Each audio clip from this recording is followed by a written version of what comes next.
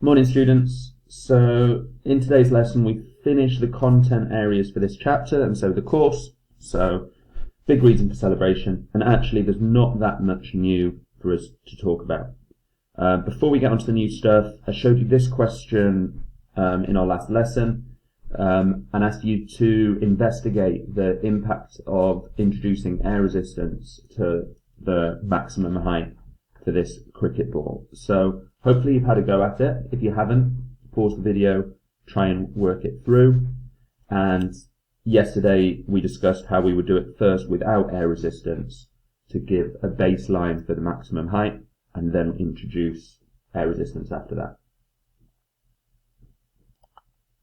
Okay, so if you've already had a go, let's look at this together. So I can do it in my notes here. So firstly, without air resistance. Without air resistance first, I'm going to resolve vertically and I'm going to use Newton's second law, and the only force acting is weight, so that would be minus mg, and that would equal mass times acceleration, which would tell us that in that scenario the acceleration is just negative g, which is what we'd expect.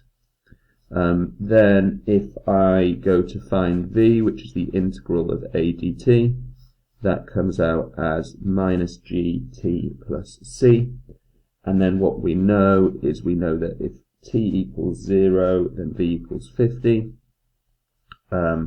which tells me that c equals 50, and therefore v is 50 minus gt. At the max height, we know the velocity equals 0, which tells me that t must be 50 over g. And then what I'm going to do is integrate velocity again with respect to time to find, should use x, an expression for the distance travelled, or the height.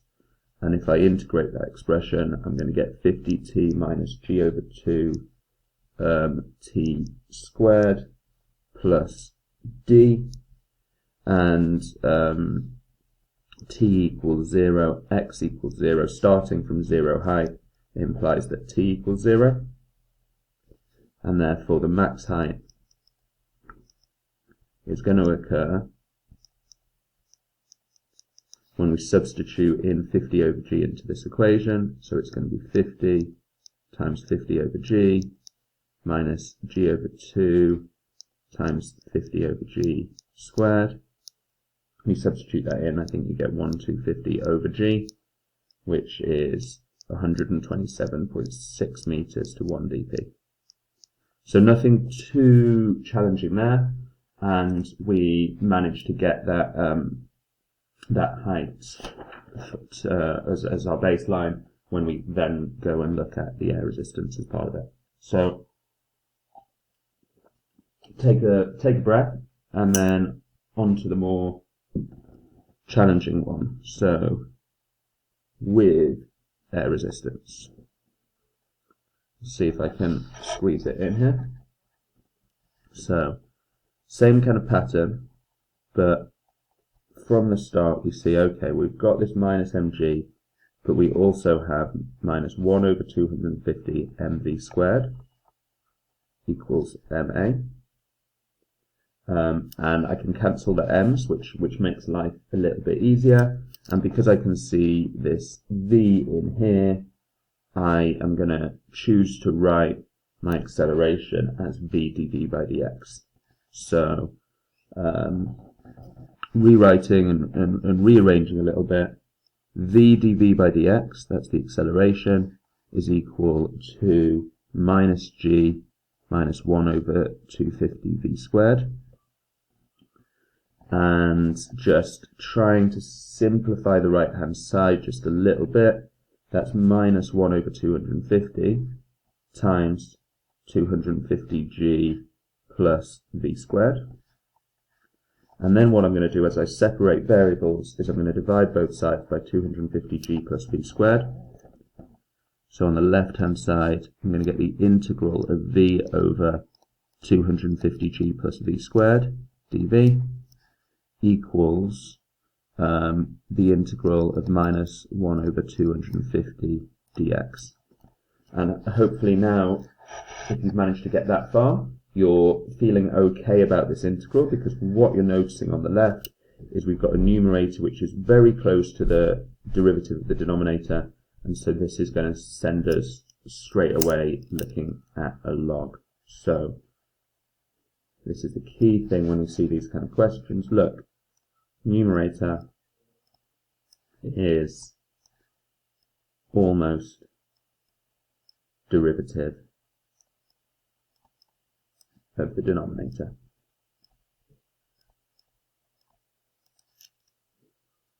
So we spot that, and then we think, okay, it's going to be something like the log of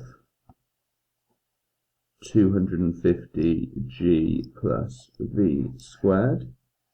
But if I think about differentiating this, it's going to give me 2v on the numerator, and so actually I need to throw a half in.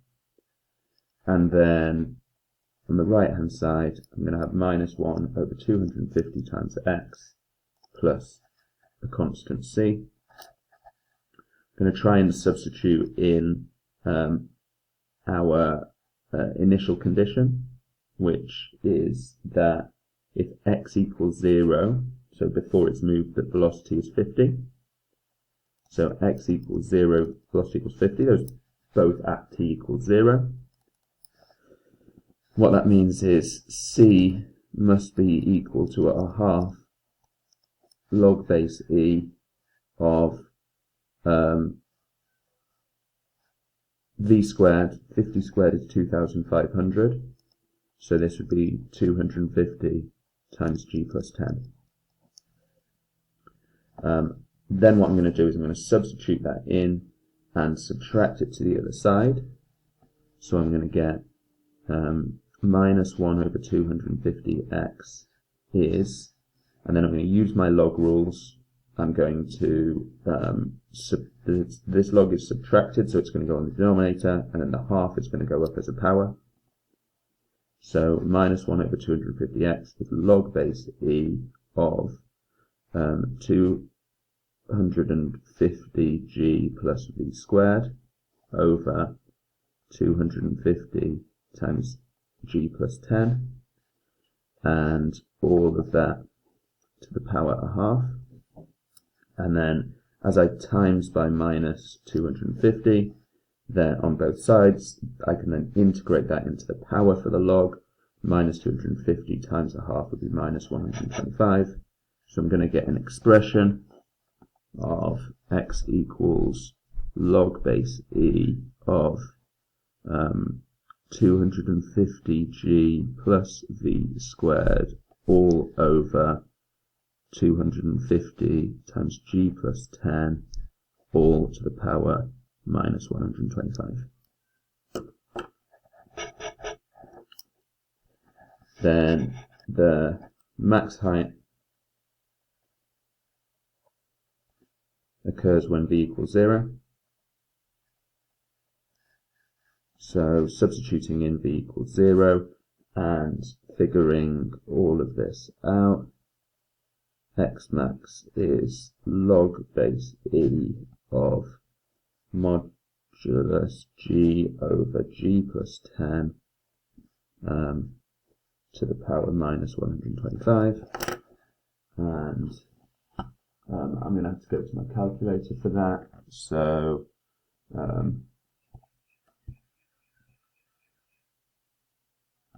let's learn of 9.8 divided by 19.8 to the power minus 125. And I get a maximum height of 87.91 meters, or 87.9 meters to 1 dp. And so we can see probably quite a sensible answer. We were expecting the maximum height to be less, but not necessarily a huge amount less. And what we can see is in this case, it seems to take about, what is that, 25% off the maximum height. So the ball only goes 90 meters in the air rather than almost 130 meters. So, well done if you made it all the way through that. This is, I guess, adding that extra layer of challenge as we bring in some of our more complicated calculus into these force questions.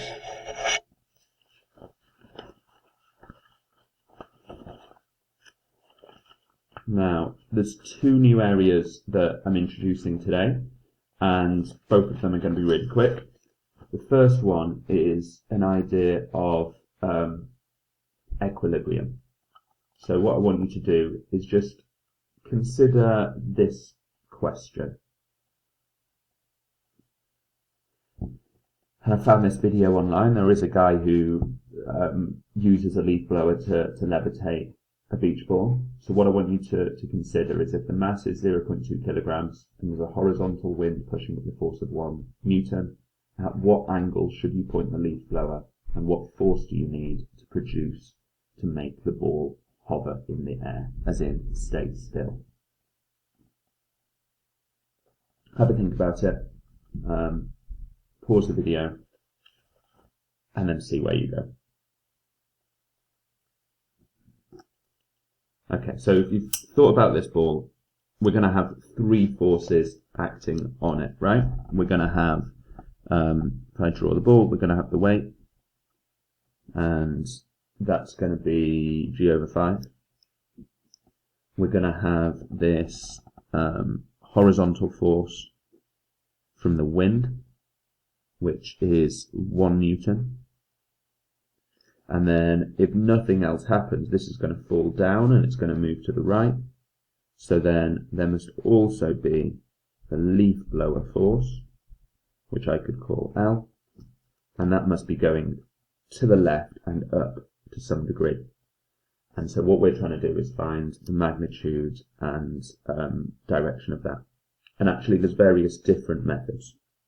One would be to resolve and look at components, and the other one would be to do a vector triangle. So for example, if we look at the vector triangle first of all, we're going to cover both methods today. If I've got a force horizontally of 1, I'm going to redraw them top to tail, and then G over 5, that's about 2, isn't it? So G over 5 here, going directly down. Then what I know is my force L, if they are stable, if it's a stable system, it must form a triangle and go right back to the beginning. And what do I also know? Well, I know that this is a right angle. So using this idea, I can find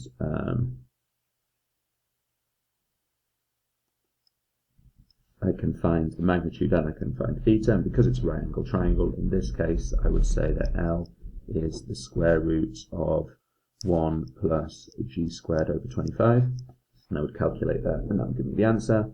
And I would say that this angle theta is tan inverse opposite over adjacent, so that would be 1 over g over 5, so 5 over g.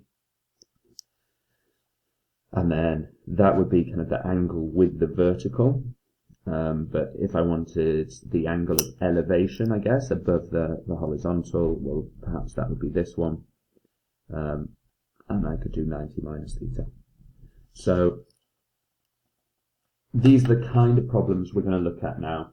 And we're going to explore just really quickly the two methods we know for doing it, and then just introduce a shortcut to help us, and a special theorem we call Lami's theorem. So, what are we talking about here? Well, if the resultant force acting on an object is equal to 0, it's in equilibrium. That doesn't necessarily mean it's stationary. We just remind ourselves of this all the time. it could also be travelling at constant velocity. So moving at constant velocity.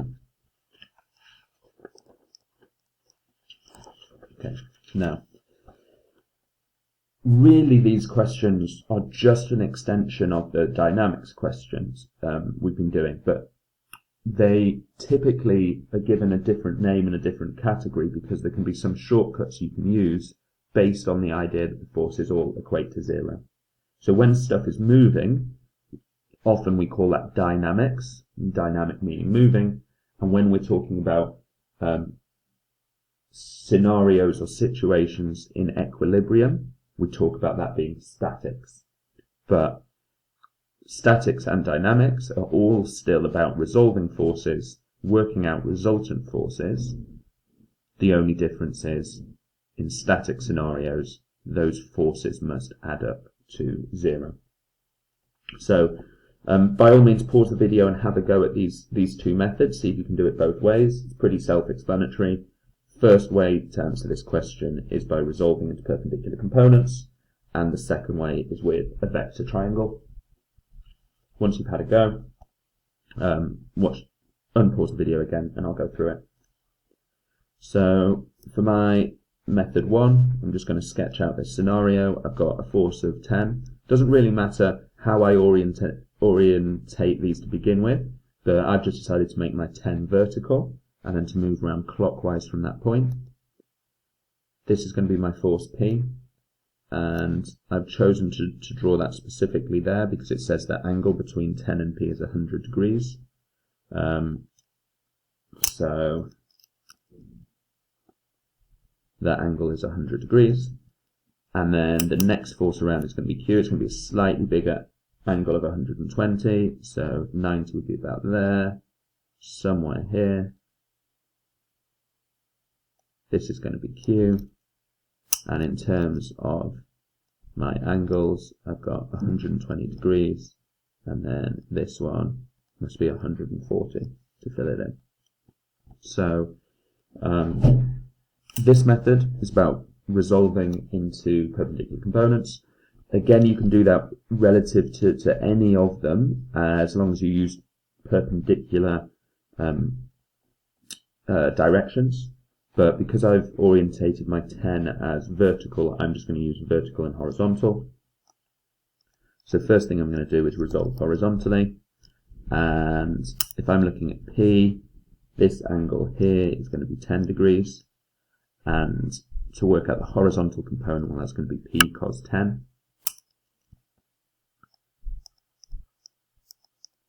And acting in the opposite direction, I've got Q, but looking at this angle here in the triangle, that's going to be 50 degrees, and so the associated horizontal component is Q cos 50. And they have to equate to 0 because they have to balance out. That's going to give me one of two simultaneous equations with the other one. My vertical force is 10, then there's going to be two negative components. There's a P sine 10 and Q sine 50, and together those have to equal 0. This gives me two simultaneous equations.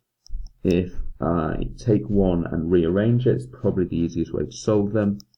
That could tell me that P equals Q times cos 50 over cos 10.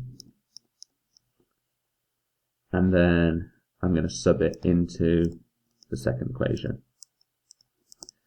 So subbing that in, I'm going to get that Q sine 50, so Q times sine 50, plus P, which is Q cos 50 over cos 10 times sine 10, so that's Q times cos 50 over cos 10 times sine 10. Well, that's all equal to 10, that opposite force, and therefore Q would be 10 over sine 50, sine 10 over cos 10 is tan 10, so plus cos 50 tan 10. And calculator time, put that in. Correct answer, I think, 11.37 newtons to 2 decimal places. And then obviously to find P, I just take 11.37 and I multiply it by cos 50 over cos 10. And I think that gives you 7.42 newtons, 2 decimal places. So you're resolving into perpendicular components, simultaneous equations, then either through substitution or elimination. So that's one way. The other way that we know is to convert these forces, like we did on that first one, into a vector triangle. That means we have to redraw them a little bit. So I end up with 10. Then my force of P comes over in this direction with an angle here of 10 degrees. And then my force Q comes back down, and it must close the triangle because it's a static situation, so there is no resultant force. And if we're looking at the angles, this angle here is 120 degrees, and then well, perhaps that's all I need, because then if I'm trying to fill these in, well, this one here is well, 90 minus 10, which is 80 degrees. This one here is 180 minus 120, so 60 degrees. And then using angles in a triangle, 80 plus 60 is 140, so this is 40 degrees. And if we manage to draw that triangle correctly, we are pretty happy, because I look at this and I think I can use sine rule. So 10 over sine 60, 10 over sine 60. Just put in that I'm using the sine rule. It must be equal to P over sine 40, which is also equal to Q over sine 80. And once I've got that up, that's easy enough. So P equals 10 times sine 40 over sine 60. And Q is 10 times sine 80 over sine 60. And I've not actually checked them, so it will be slightly embarrassing if these don't give you exactly the same answers as previously as the other ones. I can tell that Q is going to be slightly bigger than 10, because sine 80 over sine 60 should be bigger than 1, and P is going to be slightly smaller than 10, so they at least look reasonable. I'll leave it for you to check. So the vector triangle method there is fine, right?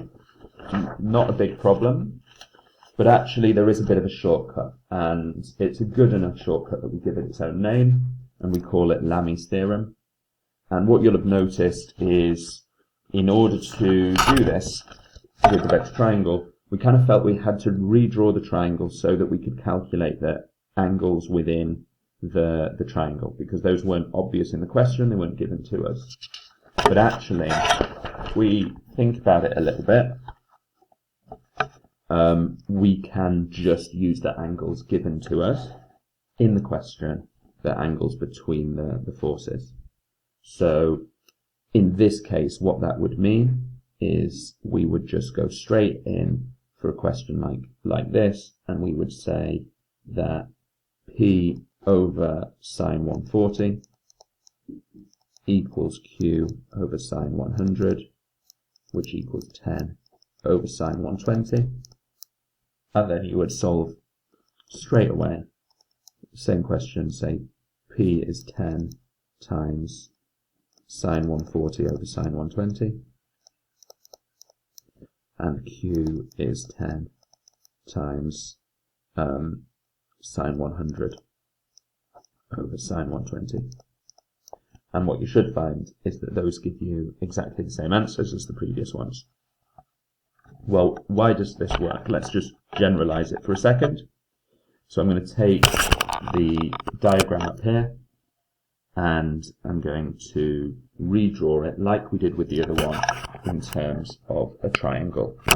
So start with my force P, then I've got my force Q coming down in this direction, and then I'm going to have my force R to close the triangle. And then as I look at these angles, what I'm going to do is just extend all these lines. Did I do that correct? Yeah. So the angle between P and Q, which is this angle here, that is R degrees. The angle between Q and R here, this one is P degrees. And the angle between R and P, as I see it on the diagram there, that's Q degrees. And what that means in the triangle, obviously, is here I've got 180 minus R, here I've got 180 minus P, and here I've got 180 minus Q. And so in that triangle, with those green angles, I can use the sine rule, just like we did before. And I can say that P over sine 180 minus P equals Q over sine 180 minus Q equals R over sine 180 minus R. And then hopefully you see where we're going with this. What we're going to do is use the rule sine of 180 minus theta is minus sine of theta. And then if I use that rule on all of these, I can change them to sine minus sine of P minus sine of Q minus sine of R. And then of course that minus sign, because it's present in all three of them, I can eliminate by multiplying by minus 1. So P over sine little p equals Q over sine little q equals R over sine little r as required. So that's it for that first set of notes, and hopefully nothing too complicated there, rather just a new trick justified through this proof for finding the missing angles in triangles of forces. Then I guess on that idea of triangles and forces, these later two methods, so the vector triangles and Lami's theorem, they're really effective, and on balance probably more effective, more efficient in using perpendicular components. However, the big limitation is that they only work when there's 3 forces. If you have 4 forces, obviously you're not talking about a triangle anymore, you're talking about a quadrilateral, and we have fewer rules for quadrilaterals, meaning that probably using your perpendicular components using simultaneous equations is going to be the way you have to go if there's 4 or more forces. Alright, let's get straight on, I think, and we'll look at the last 2 examples in this booklet, and we'll be done. So, second area of content for 10.8 is just using vector functions and incorporating them into what we know about forces. So 2 really quick questions here. What I'd like you to do is just try both of them. So you know everything you need to be able to answer these questions. First one, you're starting with a force and you need to consider the path. Second one, you're considering the path and then have to find the force. Give yourself about 15 minutes, try the questions, then unpause the video and I'll go through them. Okay, so for this first one, we're going to start off with Newton's second law, right? We're not resolving in a particular direction because we're going to treat these as vectors. And so what we know, if I just put it out the long way, 2 plus 3j, it's the first force, plus 3i minus 4j. Well, all of that combined has to be equal to the mass times the acceleration, so 2a. And then if I rearrange that, that tells me something about the acceleration. 2 plus 3i is 5 divided by 2, 5 over 2i. 3 minus 4 is minus 1, divided by 2 is minus a half j. So the acceleration acting on this particle is 5 over 2i minus a half j. And then I can work out the velocity by integrating acceleration. That gives me 5 over 2 ti minus a half tj plus c. Underline c because it's got to be a vector. The particle is initially at rest. They tell us that in the question. It's at rest here, so that tells me that c has to be 0. Then if I want to find the displacement, well, that's the integral of v with respect to time. So integrating this expression, I'm going to get 5 over 4t squared I minus a quarter t squared j plus another c vector, a constant vector. But here it tells me that the initial position is 3i plus 2j. So initial position equals 3i plus 2j. And so that means c has to be equal to 3i plus 2j, which tells me that my position vector is 3 plus 5 over 4t squared I plus 2 minus a quarter t squared j. And that's the equation to describe the position of the particle at any time t. And then what I need to do for the question is convert that into a Cartesian equation, so Cartesian form. So I'm just going to split out the components, and I'm going to say x equals 3 plus 5 over 4t squared, and y equals 2 minus a quarter t squared.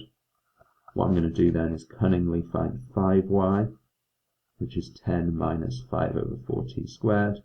And then if I add 5y plus x,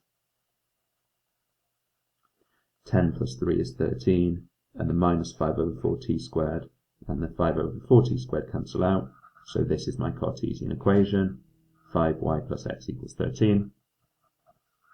Rearranging gives me y equals 13 over 5 minus a fifth x. That's my Cartesian equation. It's obviously a straight line, and I'm going to sketch it.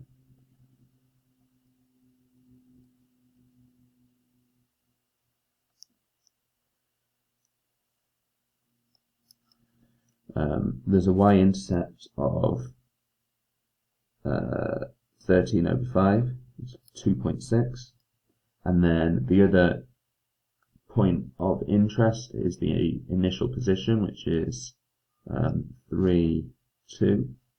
So it's going to start here, and then, well, the x-intercept is 13,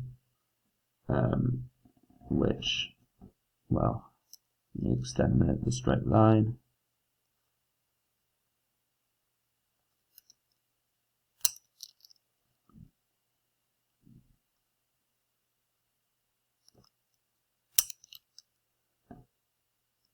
Here, and I'm going to put an arrow on it for the direction of motion.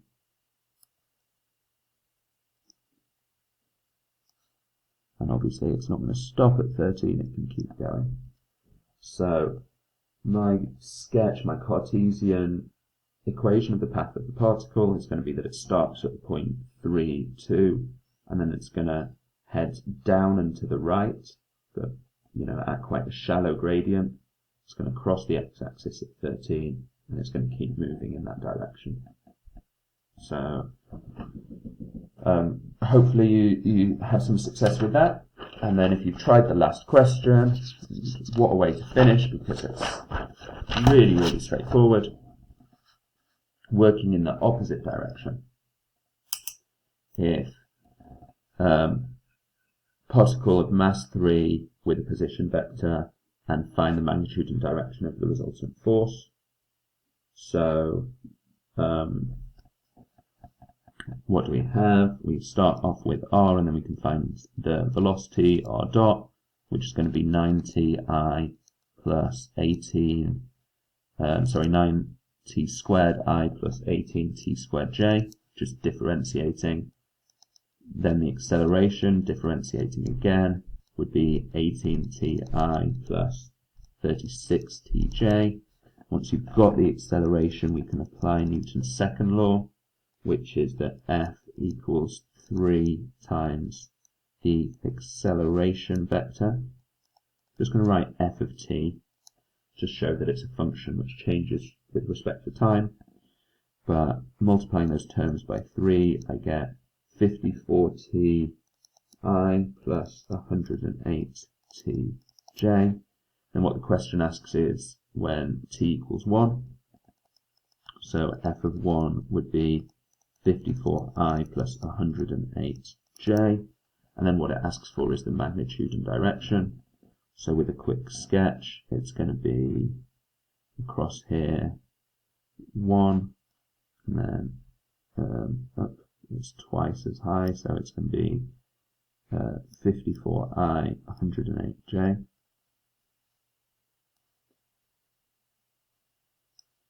Meaning this is the resultant force, this is my angle theta, so mod of the resultant force is going to be the square root of 108 squared plus 54 squared,